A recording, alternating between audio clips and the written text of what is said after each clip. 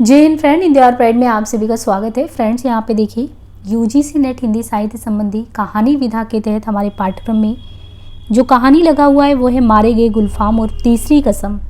ये कहानी है फणीश्वरनाथ रेणु द्वारा रचित कहानी। तीसरी कसम और मारे गए गुलफाम कहानी का प्रकाशन कब हुआ था? 1956 में हुआ था। ये कहानी जो है ये ठुमरी कहानी संग्रह जो है इस ठुमरी कहानी संग्रह में संकलित है और ठुमरी कहानी संग्रह 1959 ईस्वी में प्रकाशन में आया। तो हमें ये ध्यान रखना है कि कहानी का प्रकाशन 1956 में हुआ और ये जो कहानी है ये ठुमरी कहानी संग्रह में संकलित है। ठुमरी कहानी संग्रह में अगर देखें तो अन्य जो कहानियां हैं उनमें बहुत ही प्रसिद्ध रसप्रिया कहानी है, तीर्थोदक है, ठेस है, नित्य लीला, पंचलाइट भी बहुत ही प्रसिद्ध कहानी है इनकी, सिर पंचमी का सगुड़, मारे गए गुलफाम और तीसरी कसम कहानी, लाल पान की बेगम, ये भी बहुत ही इंपॉर्टेंट कहानी लाल पान की बेगम, और तीन बिंदिया। तो ये सब ठुमरी कहानी संग्रह में संकलित है, इसलिए सारे कहानियों को ध्यान में रखना है कि ठुमरी कहानी संग्रह में कौन कौन सी जो है कहानियां संकलित हैं। ये जो कहानी प्रकाशन में आया इसके 10 साल बाद 1966 में, 56 में प्रकाशन में आया, 66 में जो है तीसरी कसम फिल्म रिलीज हुई।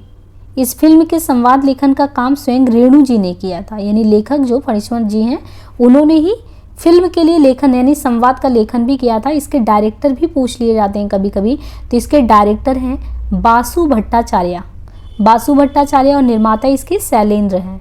तो इम्पॉर्टेंट है इसलिए बता दे रहे हैं। तो ये कहानी 10 साल बाद जब रिलीज हुई तो संवाद लेखन का काम रेणु जी ने किया, डायरेक्टर का काम बासु भट्टाचार्य और निर्माता शैलेंद्र थे।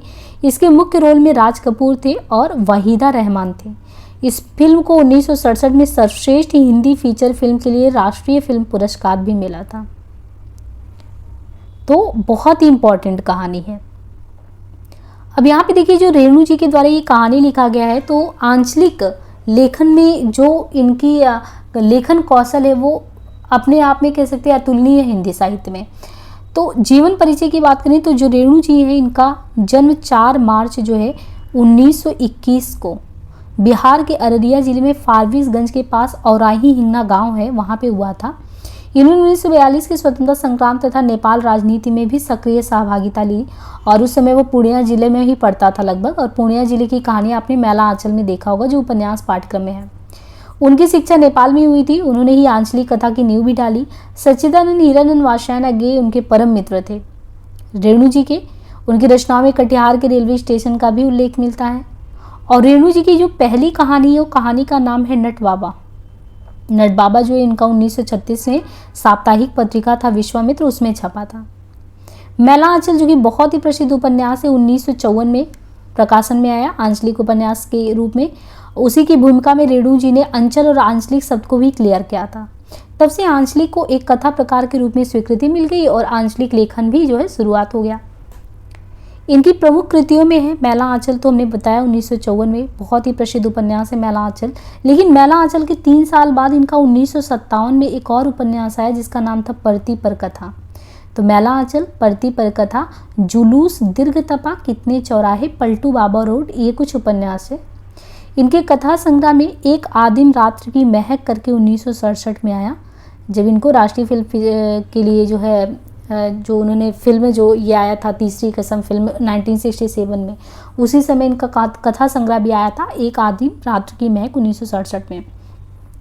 ठुमरी को तो हमने देखा 1959 में है, अग्निखोर 1970 में है, अच्छे आदमी।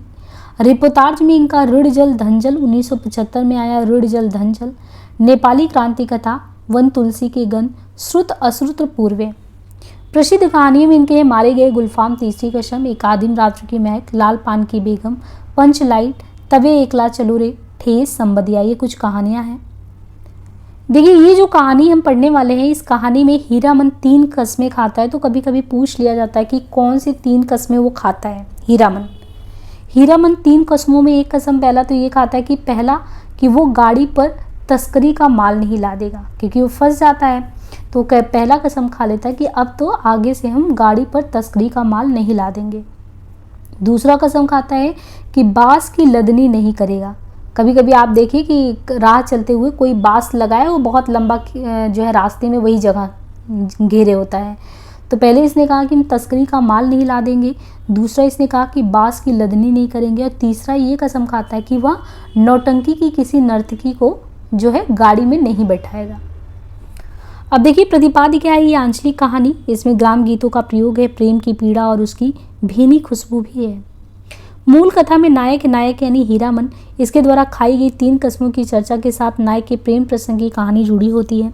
और हमने बताया पहले कसम चोरी के सामान गाड़ी में नहीं रखेगा, बांस की लदनी नहीं करेगा और किसी भी नौटंकी वाली स्त्री को नहीं बैठाएगा। हीरामन और हीराबाई के बैलगाड़ी सफ़र के माध्यम से एक तरीके से इसमें आप कह सकते हैं कि भारत की जो लोक संस्कृति उसमें निहित जो रस और मर्यादित निश्चल प्रेम है, कि प्रेम तो है लेकिन निश्चल प्रेम है, मर्यादा के साथ है, वो चीज़ें व्यक्त की गई हैं। इसमें देखें पात्र कौन कौन से हैं, तो मुख्य पात्रों में स्वयं हीरामन है जो नायक है।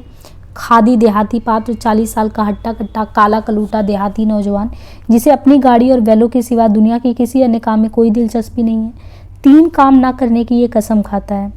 हीराबाई कौन है, कंपनी की औरत, मेलों में नौटंकी में अभिनय नृत्य का काम हीरामन को अपना उस्ताद मानती है। गौड़ पात्रों में इसमें कौन है, तो जैसे लाल मोहर धुन्नीराम पलटदास, तीनों ही गाड़ीवान है। तो लाल मोहर धुन्नीराम पलटदास ये तीनों ही गाड़ीवान है। लहसनवा लाल मोहर का नौकर गाड़ीवान, नेपाली दरबान मुनीम दरोगा, काले कोट वाला। कहानी में प्रयुक्त स्थानों में देखें तो विराटनगर फारबिसगंज, खरैया शहर, चंपानगर भगदड़ सिंधिया गांव, कानपुर तेगछिया महावीर स्वामी, छत्तापुर 25 मदनपुर विशनपुर हरिहर, नंदपुर मीना बाजार बनेली मैला, 2 नौटंकी कंपनी रौती कंपनी मथुरा मोहन कंपनी। अब विशेष तौर पे हमें देखना है कि फणीश्वर नाथ रेणु ने नई कहानी के दौर में प्रेमचंद के गांव और उसमें बसी दुनिया को अपनी कहानियों में जिंदा रखा।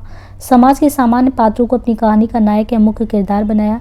उदाहरण गाड़ीवान काला कलूटा हीरामन। कहानी में 3 काम ना करने की कसम है, चोरी का सामान, बांस की लदनी और कंपनी की औरत। हीरामन का सहज और सरल व्यक्तित्व देखने को मिलता है, मसलन भाई के प्रति सम्मान और भौजाई से डर भी दिखता है। रेणु ने लोक जीवन की समृद्धि को दिखाया है, उसमें त्याग गीत और परिवेश को सुंदर ढंग से सजाया है, और साथ ही हीरामन का संसार लगा और देखा सा बना है, हीराबाई का संसार परखा हुआ सा है। कहानी में एक जगह जगन्नाथ धाम नाम का भी उल्लेख आता है, जगन्नाथ धाम का। इस कहानी पर तीसरी कसम फिल्मी बनी, जिसके संवाद लेखन का कार्य स्वयं रेणु ने किया था।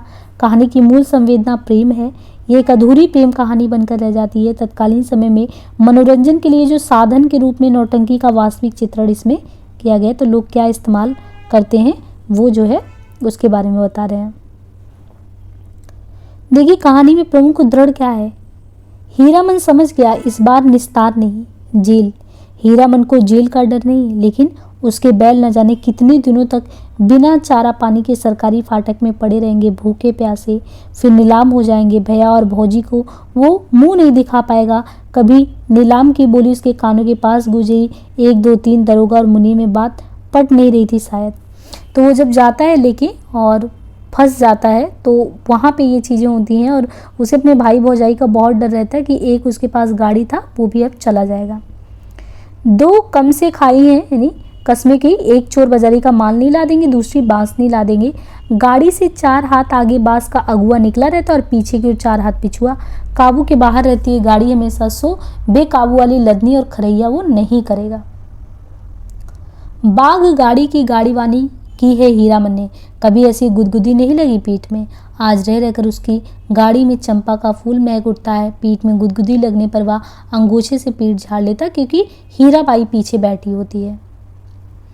यहाँ पे एक कथन आता है कि औरत है आज चंपा का फूल, जब से गाड़ी महमा कर, मतलब कि जब से वो बैठी है गाड़ी महक ही रहा है। मथुरा मोहन नौटंकी कंपनी में लैला बनने वाली हीराबाई का नाम किसने नहीं सुना होगा। तो ये भी क्वेश्चन आ जाता है कि वो किस कंपनी से थी। तो मथुरा मोहन नौटंकी कंपनी में लैला बनने वाली हीराबाई का नाम किसने नहीं सुना होगा भला। लेकिन हीरामन की बात निराली है, उसने 7 साल तक लगातार मेलों की लदनी लादी है, लेकिन कभी भी वो नौटंकी या थिएटर या बायोस्कोप सिनेमा देखने नहीं गया। उसकी सवारी मुस्कुराती है, मुस्कुराहट में भी खुशबू है। तब तो मीता कहूँगी भैया नहीं, मेरा नाम भी हीरा ही है। उसकी गाड़ी में फिर चंपा का मूल फूल खिला, उस फूल में एक परी बैठी है, जय भगवती। हीराबाई ने परख लिया हीरामन सचमुच हीरा ही है। हीरामन की भी शादी हुई थी, बचपन में ही गौने के पहले ही दुल्हन मर गई। हीरामन को अपनी दुल्हन का चेहरा याद नहीं। दूसरी शादी ना करने के अनेक कारण। उसने कहा कि भाभी की जिद कि कुमारी लड़की से हीरामन की शादी करवाएंगी। कुमारी का मतलब हुआ 5-7 साल की लड़की। अब हीरामन ने तय कर लिया कि वो खुद शादी नहीं करेगा। बिदागी यानी नैहर या ससुराल जाती हुई लड़की को बिदागी कहते हैं। काला आदमी राजा क्या महाराज भी हो जाए रहेगा काला ही आदमी। साहेब के जैसा अक्ल कहाँ से पाएगा, ये हीरामन हीराबाई से कहता है। छोकरा नाच के मनुआ नटुआ का मुंह हीराबाई जैसा ही था। कहाँ चला गया वह जमाना। हर महीने गांव में नाचने वाले आते थे। हीरामन ने छोकरा नाच के चलते अपनी भाभी की ना जाने कितनी बोली ठोली सुनी थी। भाई ने घर से निकल जाने को तक कहा था। हीरामन दुनिया भर की निगाह से बचा कर रखना चाहता है हीराबाई को। सड़क तेगछियाँ गांव के बीच से निकलती। गांव के बच्चों ने पर्दे वाली गाड़ी देखी और तालियां बजाकर रटी हुई पंक्तियां दोहराने लगे। क्या कहें, दुल्हनिया लाली लाली डोलिया। हीरामन हंसा। कितने दिनों का हौसला पूरा हुआ हीरामन का। ऐसे कितने सपने देखे हैं उसने। वो अपनी दुल्हन को लेकर लौट रहा है। हर गांव के बच्चे तालियां बजाकर गा रहे हैं। हर आंगन से झांक कर देख रही हैं औरतें। मर्द लोग पूछते हैं कहाँ जाएगी उसकी दुल्हन। डोली का पर्दा थोड़ा सरका कर देखती हो। और भी कितने सपने। इस मुल्क के लोगों की यही आदत बुरी है। राह चलते 100 जिराह करेंगे। अरे भाई तुमको जाना है तो जाओ, देहाती भुच्चे हैं सब। तो वो कहता है गुस्से में हीरामन। महुआ गटवारीन गाते समय उसके सामने सावन भादों की नदी उमड़ने लगती है। अमावस्या की रात और घने बादलों में रह रहकर बिजली चमक उठती है।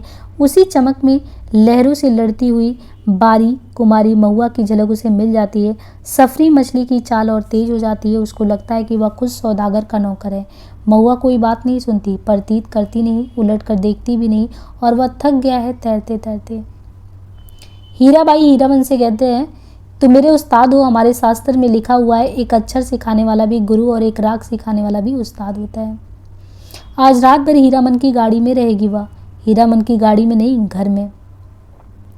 पलटदास हीरामन से बातचीत होती है कि जनाना जात अकेली रहेगी गाड़ी पर, कुछ भी हो जा।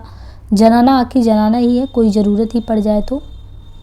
उस आदमी ने अपने संगी से कहा खेला शुरू होने पर जगह देना। नहीं नहीं, खेला शुरू होने पर नहीं, हिरिया जब स्टेज पर उतरे हमको जगह देना। हीरामन के कलेजे में जरा आंच लगी। हिरिया बड़ा लटपटिया आदमी मालूम पड़ता है। उसने लाल मोहर को आंख के इशारे से कहा इस आदमी से बतियाने की जरूरत नहीं है। तीनों चारों से मत पूछे कोई नौटंकी में क्या देखा, किस्सा कैसे याद रहे। हीरामन को लगता था हीराबाई शुरू से ही उसी की ओर टकटकी लगाकर देख रही है, गा रही है, नाच रही है।